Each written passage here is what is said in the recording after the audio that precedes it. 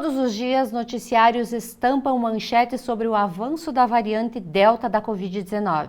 Junto com ela, um lastro de mortes e perguntas sem respostas. Afinal, o que é essa variante? Quais são os sintomas? E qual o grau de letalidade?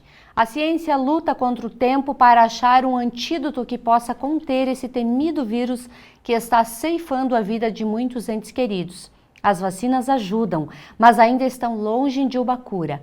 Para poder entender melhor e se prevenir, nós conversamos hoje com o médico infectologista Dr. Hugo Noal, que vai nos orientar sobre este tema. Preste atenção. Está aqui conosco no estúdio o Dr. Hugo Noal e a gente vai falar sobre essa variante que tem preocupado muitos os órgãos de saúde, inclusive os hospitais que já apresentaram aí uma preocupação. O nosso Hospital Santa Terezinha, por exemplo, que já dobrou algumas medidas de segurança para evitar que um pico da doença se instale dentro dessa unidade hospitalar que é tão importante para toda a nossa cidade. O Centro Hospitalar Santa Mônica, que nos cedeu gentilmente hoje o Dr. Hugo para estar aqui falando sobre esse assunto, também tem essa preocupação de que você tenha todas as informações corretas e tenha saúde, porque é o bem mais precioso e a gente tem que preservar. Bem-vindo, doutor. Muito obrigado. É o papel do médico infectologista estar à disposição da comunidade e justamente para a gente poder prestar o esclarecimento necessário. Doutor, essa variante Delta, ela já começou a circular em alguns países já faz uns meses. Porém, agora ela chegou no Brasil e chegou muito perto. Já temos em Passo Fundo, já temos em Chapecó e a preocupação começa a aumentar. Mas o que é realmente essa variante? Justamente, né? Então entrou um mutante, né, do vírus do Covid-19, né, uma variação do material genético, né? O que é um vírus? No caso do Covid, ele é uma capa de proteína e dentro tem um material genético que é o RNA. O que acontece? Esse material genético, mudando a sua estrutura, né, ele tem outras características.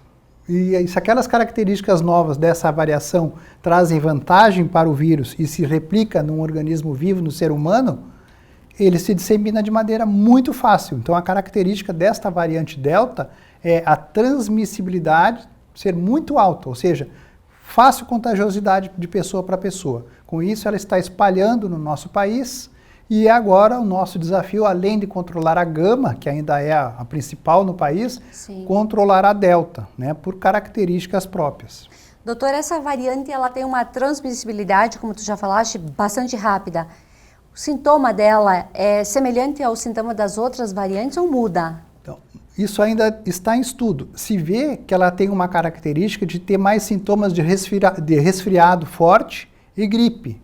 Não é tão comum a perda do gosto e nem do olfato. Sim. É mais comum a pessoa ter febre, dor de garganta, dor muscular, dor de cabeça. Sim. Não quer dizer que a pessoa não pode ter complicações graves como a do Covid tradicional. Pois é, e essa transmissibilidade ela é maior justamente porque esses sintomas bem confundíveis com o sintoma da gripe, de um resfriado. Perfeito. Muitas vezes a pessoa não valoriza isso, está contaminada e dissemina na sua família, no trabalho, né? E aí como é que a gente vai identificar? Então existe no Brasil existe um controle genômico que faz o controle dessas variações para poder instituir as medidas necessárias para controle. Daí a importância da vacinação, né, que é a principal arma que nós temos contra o Covid-19 e que também é eficaz contra a variante Delta, e as medidas não farmacológicas, que talvez sejam até muito mais eficazes, né, porque nós não temos um medicamento antiviral específico ainda, então o distanciamento social, a higienização das mãos, o uso de máscaras, principalmente máscaras como PFF2, N95, que tem um filtro que faz com que o vírus não penetre, sim, a não colocação da mão na boca, nos olhos, né? São as medidas mais eficazes. Correto. A gente está falando da Covid e só para deixar um alerta, nós estamos numa distância de mais de 1 metro entre eu e o doutor.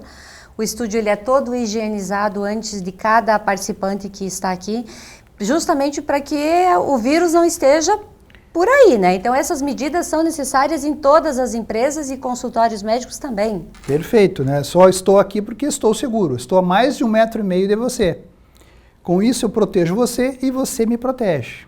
Então, com isso, a gente respeita as normas estabelecidas e a gente evita que, se houver o vírus no meu organismo ou no seu, a gente não transmita às demais pessoas que nós teremos contato hoje à tarde, por exemplo. Correto. Nos últimos dias surgiu um questionamento muito forte a respeito da eficácia da vacina, porque pessoas que já tinham tomado 2 doses foram a óbito, pessoas que tinham tomado 1 dose também foram entubadas e passaram por uma situação bastante complicada, e faltou, eu acho que aí um pouco de compreensão do papel realmente da vacina. Poderia explicar o porquê que essas pessoas de repente foram a óbito já com as 2 doses? Então, a gente pode dizer o seguinte, que a vacina não é 100%, nenhuma vacina é 100% para qualquer doença. A vacina é a nossa única arma produzida até então. Ela está sendo usada ainda de maneira emergencial, ou seja, devido à pandemia do Covid, se buscou antecipar todo o processo de investigação, de produção, etc.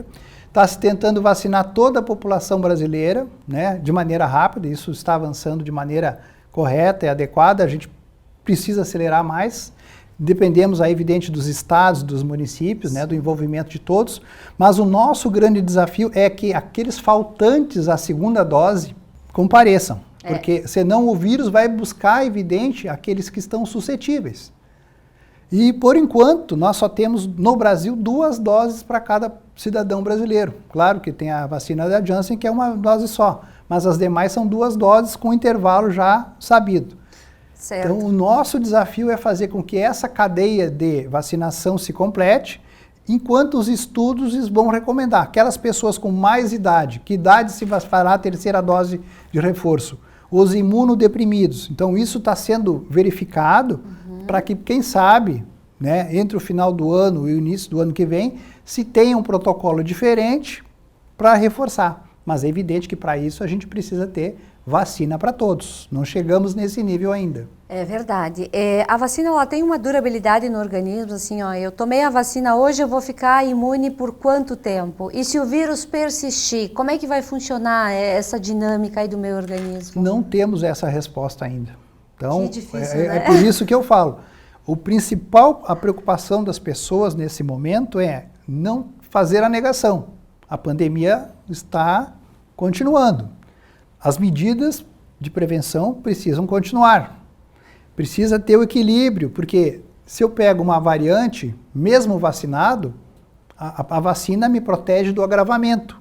Mas eu posso desenvolver complicações, né? Posso desenvolver sequelas, posso até agravar e morrer. Mas a vacina, ela protege, se viu que, independente da vacina, inclusive a Coronavac, os estudos preliminares estão mostrando que ela protege do agravamento, ou seja, provavelmente a pessoa não vai precisar ir para uma UTI. Ela pode ter manifestações leves, na sua maioria, mas isso pode fazer com que ela falte ao trabalho, pode fazer com que ela falte à escola, pode fazer com que a qualidade de vida durante aquele período de adoecimento seja comprometida. E a coisa mais importante que nós temos é a nossa saúde. Sem a saúde a gente não é nada. E pode acontecer que a gente carregue o vírus para uma pessoa que não está vacinada ou não completou ainda a sua vacinação, com maior chance de agravamento ou até de maior complicação. Um idoso, um imunodeprimido. Então nós precisamos quebrar essa barreira. Correto. Algumas vacinas elas são criadas a partir do próprio vírus, outras não. Qual a diferença de eficácia dessas vacinas criadas pelo vírus e não criadas por vírus? Volto a dizer para você, nós não temos nesse momento como escolher a vacina a ser tomada. Nem devemos nos preocupar. O mecanismo de produção de cada vacina é independente. Algumas se combina um outro vírus com ela, outro se pega o material genético dela e se modifica, né? Mas o importante é que nós estejamos com as 2 doses completas e com aquele período que varia entre 15 e 30 dias, né? Para que a gente tenha o nosso sistema imunológico protegido, né? Blindado. A gente sabe que a vacina, ela diminui a transmissão, né? Não é 100%, mas diminui a transmissão, isso é importante. E ao mesmo tempo ela faz com que a gente não tenha um agravamento, né? Se a gente, por exemplo, fosse precisar de oxigênio, intubação, a vacina consegue fazer com que as manifestações sejam mais leves. Isso não é 100%, né? É um sorteio, porque tem o fator da vacina, tem o fator da nossa imunidade e tem o fator da virulência do vírus, né? Da força do vírus contra o nosso organismo. Então, independente da vacina que a pessoa receber, todas as recomendações são continuadas. O uso de máscaras, o isolamento, a questão da higienização das mãos, né, o distanciamento, tudo isso continua. Sim, não dá para abrir mão nem por um segundo Não. de tudo isso, né? Doutor, algumas doenças, principalmente as infectológicas aí, demoraram muitos anos para se erradicar. Por exemplo, a poliomielite foi uma que demorou mais de 10 anos para se erradicar a doença. O Covid vai ser assim também? A gente vai conviver com ele, né? Porque ele está disseminado no mundo. Enquanto tiver uma pessoa com ele no organismo, essa pessoa vai contaminar os outros, né? Então é um grande desafio, a gente vai conviver. A vacina, o que é que vai ser? Ela é um freio. Então, esporadicamente, alguém vai desenvolver manifestações respiratórias, provavelmente pelo Covid. Identificando, tendo exames rápidos, né?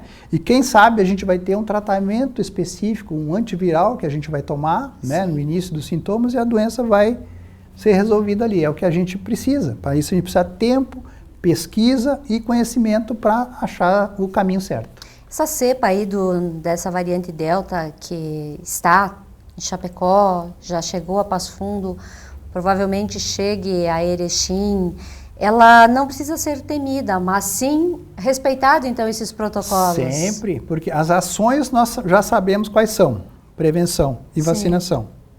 Agora, o ser humano, ele precisa executar isso, não adianta ele saber, ele tem que executar. Eu tenho que botar na minha prática diária essas medidas em ação, para mim, para minha família e para os meus amigos. Conversar, orientar, proteger, né? Senão não resolve. Não é somente para o Covid, outros agentes infecciosos da mesma maneira. Por exemplo, estamos fazendo ainda a vacinação da gripe, da influenza, né? Doenças diarreicas, então a gente precisa higienizar as mãos, é importante, você vai no banheiro, faz cocô, precisa lavar as mãos, isso a gente ensina para os nossos filhos, né? E para que isso seja protegido, porque a gente pode estar mais vulnerável a uma complicação de uma doença leve, se a gente não toma aquela medida, que é até uma doença grave, né? Uma meningite, uma AIDS, alguma coisa, se a gente não seguir o protocolo de prevenção. Eu acho que todas as pessoas se fazem essa pergunta e por alguns momentos eu acho que já chegou no seu consultório alguém também perguntando, depois dessa cepa, será que teremos outras e outras e outras mutações? Com certeza, o vírus ele vai buscar sobreviver, ele vai buscar mudar para que ele consiga perpetuar a sua replicação, né? A gente fez uma brincadeira num grupo, né? A gente estava fazendo uma discussão num grande grupo de representantes do município e eu assumi o papel do vírus. Aí eu falei para eles assim, olha, eu sou o vírus, eu sou o Covid, eu vou transmitir de maneira muito fácil entre vocês. Não tem ainda nenhum tratamento medicamentoso contra mim. Vocês não estão seguindo os protocolos. Para mim está tudo fácil. Então eu assumi o papel do vírus numa brincadeira e eles enxergaram que realmente é difícil. Já passou mais de 1 ano e meio dessa brincadeira e a coisa complicou em todo mundo, verdade, né? Não, a gente não conseguiu ainda se livrar desse mal que assolou, infelizmente, o nosso país, acabou com a economia de muitas empresas, destruiu relacionamentos, enfim, toda aquela história que a gente já conhece. Alguns hospitais também tiveram nos últimos dias aí surtos de Covid. É difícil prever de onde vêm esses surtos? Os hospitais continuam sendo seguros? Essa é uma preocupação que algumas pessoas já começam a ter. Sim, todo hospital, por lei, ele tem uma comissão de controle da infecção hospitalar. Certo. E muitos hospitais formaram uma nova comissão, a comissão própria do Covid, onde as ações são integradas. Então, primeiro, conduzir a organização de como é que é atendido um paciente com suspeita ou confirmação de Covid, como é que é feito o isolamento desse paciente, como é que é feita a higienização do ambiente, como é que é feito o compartilhamento, a visita, né, dos familiares, etc., que muitas vezes se utiliza a tecnologia da informática, né, por telemedicina, para fazer a visualização do doente, as informações, os relatórios, e toda a situação das UTIs Covid, para que não haja transmissão, né, de doença para os profissionais de saúde que estão cuidando, que estão vacinados, mas estão suscetíveis também, Claro. e para os demais pacientes que estão muitas vezes compartilhando o mesmo ambiente. Então o infectologista ajuda, eu tenho ajudado em vários hospitais das regiões aí, quem precisar de alguma ajuda pode nos contactar, que a gente construiu inúmeros protocolos e construímos também muitas rotinas que foram muito utilizadas. E o nosso desafio agora é o surto das bactérias multiresistentes, né? Porque o uso de antibióticos de maneira indiscriminada criou bactérias que são resistentes a praticamente todos os antibióticos. E o custo hospitalar com esses medicamentos subiu. O que vai acontecer? Aquelas pessoas que sobreviveram à infecção pelo Covid, muitas carregarão no seu organismo bactérias, né? Poderão ter complicações de infecção respiratória, pneumonia urinária e precisarão tratar. E se essas bactérias forem a causa do problema, o desafio vai ser saber a escolha terapêutica para resolver uma infecção bacteriana decorrente de uma sequela, de uma complicação causada por um vírus que é o Covid. Então vejam o grande desafio. Pois é, e isso a gente observa muito, porque tem Certo. pessoas que vão para o hospital por causa da Covid, mas acabam indo a óbito por causa de bactéria. Então aí está a Exato. explicação. É esse jogo, né? Então o que Sim. acontece? Qualquer um de nós que precisar de intubação, tu vê, a gente não nasce com um tubo enfiado na garganta, aquilo é colocado de maneira emergencial para a gente poder respirar, porque o Covid causa uma inflamação pulmonar, né? Êmbolos pulmonares, né? Pequenas bolinhas de sangue e trancam a nossa circulação e a gente fica sufocado. Precisa todo aquele suporte de UTI extremamente complexo. E aqui a gente quer mandar um grande abraço novamente a todas as equipes que estão na linha de frente, que estão lutando, o trabalho de vocês precisa sempre ser reconhecido. Muito. Pelo esforço, pela dedicação, noites, né? E pelo empenho de todos. Então a gente quer de coração passar esse momento de homenagem aos profissionais, né, aos administradores, a todos, porque é uma luta contínua e o desafio é contínuo, né, não está resolvido ainda. Não tá. E por isso que é importante a gente falar ainda do assunto. As pessoas podem até achar assim que está repetitivo falar de Covid Certo, toda hora. certo. E realmente nós mesmo profissionais cansamos de falar de Covid. Mas é necessário continuar mantendo os protocolos de saúde para a gente conseguir realmente chegar num limite aceitável. Estão me procurando, né, assim, pessoas, profissionais médicos, inclusive, da enfermagem, que estão adoecendo por Covid. Foram vacinados, estavam seguindo as recomendações e talvez num descuido, numa confraternização, numa festa, num trabalho, muitas vezes a gente não tem como saber, teve contato com o vírus, né? Eu aqui agora falando com vocês e de repente pode me acontecer alguma coisa. Eu tenho que enxergar que isso é invisível aos meus olhos, né? Que pode chegar até a mim, é muito fácil, né? Por um material, alguma coisa, né? Então, é um grande desafio. Doutor, obrigada por ter vindo aqui na TV falar sobre este assunto. Obrigada pelo seu tempo, pela sua disponibilidade em ajudar, em colaborar com as pessoas que nos acompanham e que precisam da informação e da informação certa. Sucesso no seu trabalho no Santa Mônica, sucesso em Chapecó, enfim, aonde o senhor estiver fazendo esse trabalho bonito que é ajudar as pessoas, principalmente nesse momento em que todos nós precisamos estar unidos para vencer esse vírus. Eu agradeço a você a oportunidade, agradeço ao Santa Mônica, que é onde a gente está desempenhando o nosso papel, os profissionais de saúde, mas esse é o dever do médico, né? O dever do médico é poder ajudar, informar, nem sempre curar, mas cuidar. Então faz parte da informação a gente poder educar as pessoas e compartilhar os problemas da nossa vivência diária. O mesmo problema que todo mundo tem, eu também tenho. Agora a gente tem que ser inteligente e saber como é que a gente vai vencer.